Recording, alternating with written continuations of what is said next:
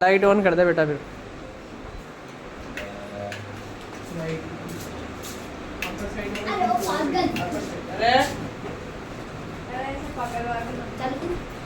Recording हो रही है उधर, अब सोच समझ के बोलना, यूट्यूब पे जाएगा ये।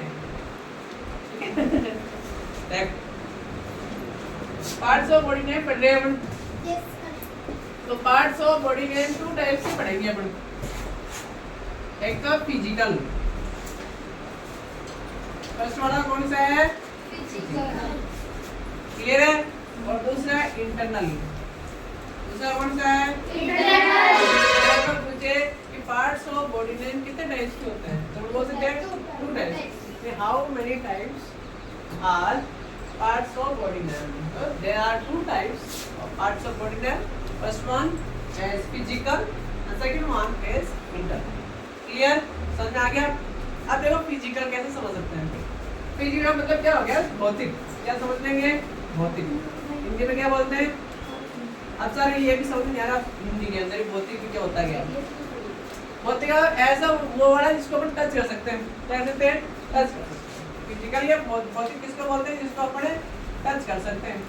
ऐसे सकते हैं अब देखो फिजिकल पार्ट्स को टच कर सकते हैं, किसी को भी मैं टच कर सकता हूँ, माउथ टच कर सकता हूँ, माउथ टच कर सकता हूँ, फिजिकल हो गया।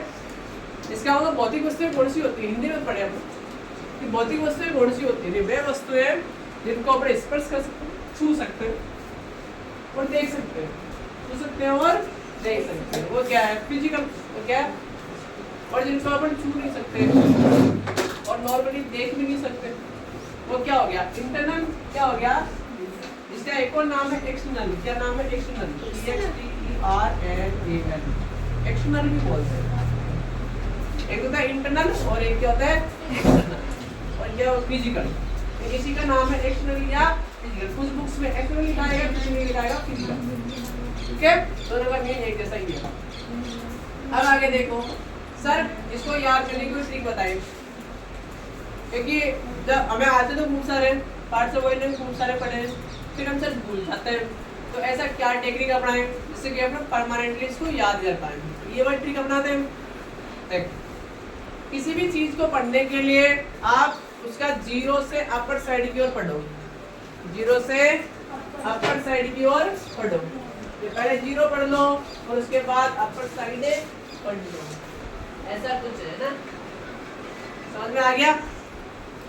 तो अब स्टार्ट करो। दो तरीके हैं अपने पास, up to down, up to down या और down to up. There are two way to read anyone anything. First one is up to down और second one is down to up. अपने दिमाग में ये चलता है हमेशा कि अपन क्या पढ़ते हैं? Down up to down. सही है? किसी का फिजिकल अपन देखते हैं तो फर्स्ट अपनी पहले आई कांटेक्ट कहाँ पर होता है? On face. क्या होता है? ऑन। अरे इसीलिए चमकाते हैं चेहरे को पार्लर के अंदर। क्या किसको चमकाते हैं? चेहरे को ज्यादा। रीजन, उसके पीछे रीजन क्या है कि सबसे पहले फोकस किस पे जाता है? फेस पे। ऑन फुट नहीं जाता। ये तो क्या, ये तो है नॉर्मल लोगों की सोच, मतलब दिमाग वाला आदमी कैसे सोचेगा? तो देखता है on feet. Your situation of shoes describe your life. आपके जूतों की कंडीशन जो है, चप्पलों की कंडीशन जो है, वो बता देगी आपकी पर्सनैलिटी क्या है, कितना पावर है आपके फेस से। फेस तो क्या चमकाया जा सकता है, ये नहीं चमकाए जाते सारे दिन, क्योंकि मिट्टी लगती रहती है, पता रहता है क्या काम करता है। भोजन में मिट्टी लगी है, काले पीले हो रखे, इसका मतलब समझ जाना ऐसा कोई वर्क कर रहा है जिसके अंदर लेबर वर्क कर रहा है, उसे कुछ ही नहीं हो रहा। सुबह बढ़िया तरीके से पॉलिश किए हुए शूज पहने और शाम तक वो तो ऑफिस में काम करेगा तो पॉलिश तो नहीं जाएगी, ऐसे ही रहेंगे। ये नॉर्मल हल्की फुल्की मिट्टी लग सकती है, बाकी नहीं लगेगी। कार में जाएगा, कार में आएगा, या बाइक पे जाएगा, बाइक पे आएगा, तो मिट्टी किसकी लगेगी? अगर काम ही नहीं कर रहा, कपड़ों पे गंदगी आएगी कहाँ से? यहाँ पे मान लो क्लास चल रही है, ऑफिस में बैठे हैं, यहाँ से घर चले जाएंगे, घर से पढ़ाने वापस आएंगे तो साइकिल पर गंदगी कहीं से आएगी? डर्टी कहाँ से? तो एकदम क्लीन रहेंगे। फिर चेंज करते हैं, तो देंगे आप सभी चेंज करते हो, चेंज ना देंगे तो अपना तो दिक्कत ही नहीं है। अब कोई जो लेबर वर्क करता है उसकी कंडीशन आप देखते हैं, बेचारा सुबह ना धो के निकलता तो है, ये शाम तक कंडीशन क्या हो जाती है? आपको देखते ही मीनिंग करते अपने आसमान में देखते। तो ये प्रूव करता है क्या कि अपना फेस जो है ना वो उसको कितना ही समझालो चाहिए, आपकी असली कैपेसिटी कौन बताता है आपके पैर। अपने कहते हैं ना मारवाड़ी में कहावत है कि मोरो सुंदर गणों हुए हैं लेकिन फगत देख नोबल आ जाओ। सिर्फ पैर बहुत सुंदर होता है ना, पिकॉक राष्ट्रीय पक्षी है मोर। कमेंट कमेंट कमेंट आराम जाना वहां से ले आओ, टेबल ले आओ। नेशनल बर्ड है अपना, अपना नेशनल बर्ड है। मैं थोड़ी स्टोरी बीच में सुनाता हूँ, बहुत सारी चीजें सुन लेते हैं अपने बीच में और भी इंफॉर्मेशन मिल जाती है। इसको क्या बोलते हैं कंप्लीट एजुकेशन, क्या बोलते हैं कंप्लीट टॉपिक टू टॉपिक पढ़ाना, ये सिलेबस टू सिलेबस पढ़ाना। ये तो इसका मतलब है आपने सिर्फ क्या पढ़ा है सिलेबस। तो सिलेबस तो अपन सभी पढ़ते ही है सभी जगह पे, फिर यहाँ एक्स्ट्रा क्यों आए हैं ट्यूशन में।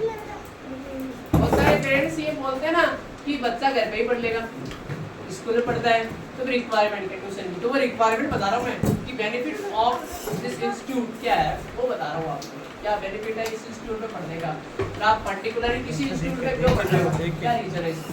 वो रीजन आपको धीरे धीरे समझ में आ रहा होगा। किस इंस्टीट्यूट में पढ़ने का आपका रीजन क्या है, क्यों पढ़ रहे हो आप, समझ में आ रहा है धीरे धीरे। किस इंस्टीट्यूट में क्यों पढ़ रहे हो, आपको क्या ऐसा कुछ अलग से हम ले रहे हैं जिसकी वजह से क्या है कि है ना सब कुछ अपना अच्छा बेटर होता जा रहा है। तो देखो ये पीकॉक होता है PEACOCK। ये क्वेश्चन क्या बढ़ गया, क्या है नेशनल बर्ड, क्या है नेशनल हां which is our national bird. तो which is our national bird peacock मिल गया। सर ये चार वाले चार नहीं हम नहीं है नहीं चार है क्या, नहीं कोई नहीं होगा, आप अपन भी आगे समझ में। Which is our national bird ऐसा आएगा पीकॉक।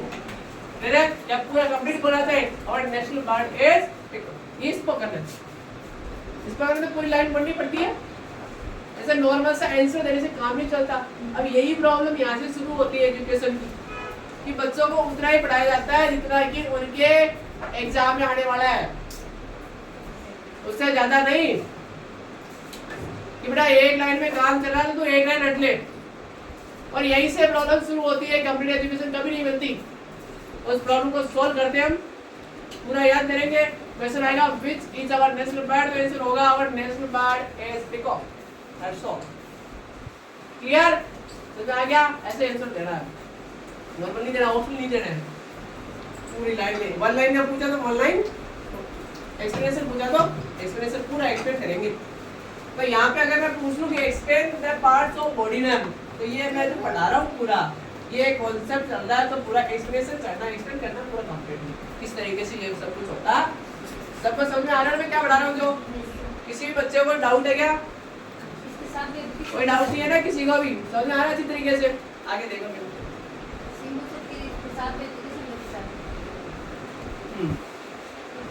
अब इधर देखो, यहाँ देखो फिजिकल का समझ में मतलब समझ में आ गया आपको।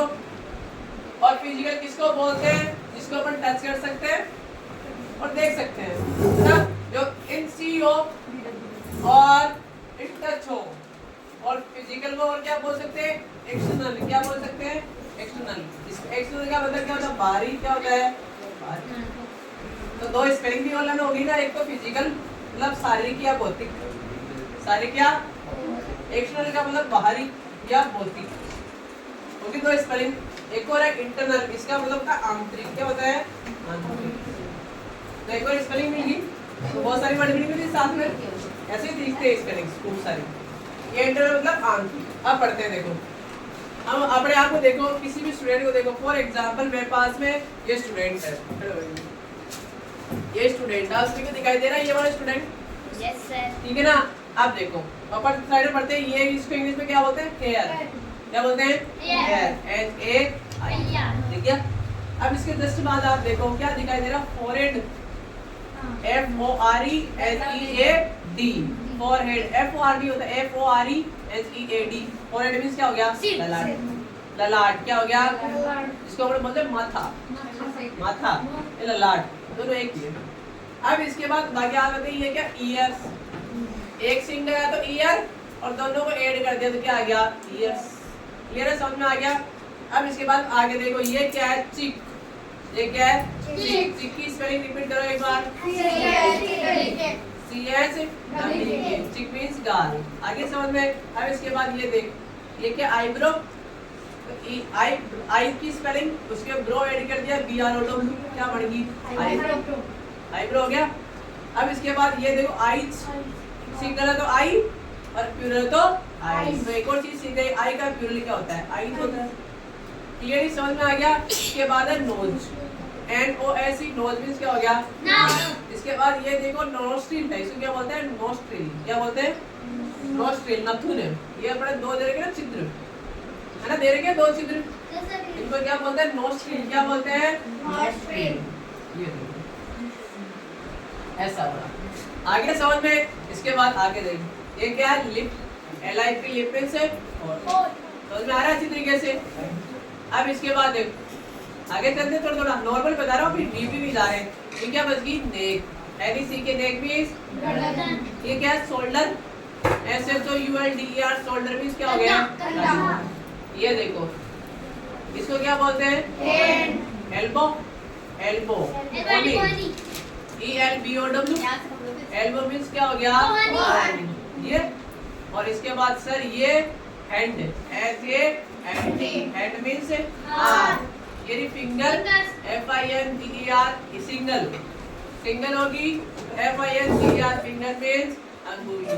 और प्लूरल है तो प्लूरल है तो FINGERS लगा दो, फिंगर का प्लूरल क्या हो जाएगा। तो अगर मैं क्वेश्चन पूछ लूं कि बेटा फिंगर और फिंगर्स में क्या डिफरेंस होता है, बता दोगे कि सर फिंगर वर्ड तो क्या है सिंगुलर है और फिंगर्स वर्ड क्या है प्लूरल है। सर फिंगर को हिंदी में अंगुली कहते हैं और फिंगर्स को अंगुलियां कहते हैं। तो सर ये बड़ा डिफरेंस है। आगे समझ में ये बता सकते हो what is the difference between finger and fingers. Sir finger word is a singular word and fingers word is a plural word. That's why we can say that there are two words to describe about finger and fingers. Clear? उसके बाद ये क्या है thumb, ये क्या है अब उसके बाद thumb के पास में एक और चीज है nail, NAIL। कुछ जो यूनिक स्पेलिंग्स आ रही है वो मैं बोर्ड में लिखते जाऊंगा। NAIL, नेल मींस क्या हो गया नाखून। इसका पढ़नेंस याद रखना, सबसे इम्पोर्टेंट चीज क्या है पढ़नेंस। क्या है सबसे इम्पोर्टेंट पढ़नेंस। अब जिस बच्चे को पढ़नेंस नहीं आता ना उसके सारी प्रॉब्लम है इंग्लिश। तो सबसे इम्पोर्टेंट क्या सीखना है पढ़नेंस। इससे स्पोकन आ जाएगा और बुक रीडिंग आ जाएगी, दो टॉपिक सोल्व हो जाएंगे सभी बच्चों के लिए। समझ आ रहा है। अब उसके बाद आगे बात करो। अब ये क्या है चेस्ट, क्या है चेस्ट। अगर कोई मेल है पुरुष है तो उसको बोलते हैं चेस्ट और फीमेल है तो ब्रेस्ट। दो स्पेलिंग मिल रही है अपने को BREAST। अगर मेल है ना कोई दिक्कत नहीं, अगर मेल है तो क्या आएगा चेस्ट और फीमेल है तो क्या बोलेंगे ब्रेस्ट। क्लियर है। इसके बाद ये क्या है स्टमक, क्या है क्लियर समझ में आ रहा है क्या है स्टमक। ओके समझ में आपको पता है स्टमक किसको बोलते हैं। इसके बाद ये है नोब, KNOB, इसको क्या बोलते हैं सुंडी, हिंदी में क्या बोलते हैं सुंडी और हिंदी में क्या बोलते हैं पढ़नेंस क्या बोलते हैं नोब और स्पेलिंग क्या है के। अब ये समझाया हुआ मेरा कि सर के साइलेंट कैसे हुआ। तो देखो ये क्या वोवेल और इसके जस्ट पीछे क्या है कॉन्सोनेंट, तो स्टार्टिंग वर्ड क्या हो जाता है साइलेंट। क्या हो गया समझाया हुआ रूल मेरे को कि वर्ड साइलेंट क्यों होते हैं। सर ये लेटर्स का पढ़नेंस है ना अलग जगह पर चेंज क्यों हो जाता है, ये कहानी सुनाई हुई है मेरे अच्छी तरीके से। अब इसके बाद आगे बात करते हैं बट ये क्या है थाई, क्या है थाई, जांघ जिसको बोलते हैं THIGH, थाई मींस क्या हो गया समझ में आ रहा है। इसके बाद ये देखो इसको क्या बोलते हैं नी, घुटना, KNEE, नी मींस क्या हो गया घुटना। समझ में आ गया। अब इसके बाद ये क्या है लेग, नीचे वाला पार्ट, इतना सा पार्ट, ये इतना ही पार्ट है ना, ये क्या होता है लेग, क्या होता है लेग। और सर पूरा हो तो फुट, क्या फुट, ये सिंगुलर है प्लूरल कर दो फिट। आगे समझ में। अब उसके बाद ये देखो इसको क्या बोलते हैं एंकल, क्या बोलते हैं एंकल, है ना एंकल वाली पैंट याद है क्या आपको, एंकल वाली पैंट पहनूंगा। एंकल वाली कौन सी जो टखनों से ऊपर ऊपर आती है, क्या बोलते हैं इसको टकना, क्या बोलते हैं टकना, क्या बोलते हैं टकना, ANKLE। एंकल मींस क्या हो गया है एंकल, एंकल मीन्स क्या हो गया? टखना। अरे टकला नहीं, टखना, टखना, टखना। क्लियर है? अब आगे समझ में इतने सारे तो याद होगी ना आपको, लर्न हो गए? चलो इतने सारे तो हो गए लर्न। अब उसके बाद में एक और वर्ड, अब और अंदर चलते थोड़ा सा, चले अंदर। तो पहले फिजिकल पार्ट समझ में आ गए। तो सभी बच्चे अपने अपनी नोटबुक के अंदर, रफ नोटबुक के अंदर मेरे को लिख के बताएंगे सारे, ठीक है? 10 मिनट का टाइम दे रहा हूँ, 10 मिनट के अंदर पार्ट्स ऑफ बॉडी में फिजिकल लिख के बताने। क्लियर? समझ में आ गया कि? अरे सब जो बात समझ में आ गई मेरी बड़ी बात है। ओके करो।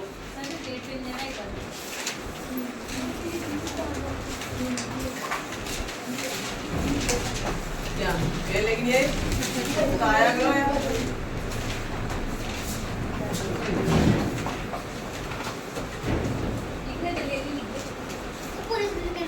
है? क्या हो गया?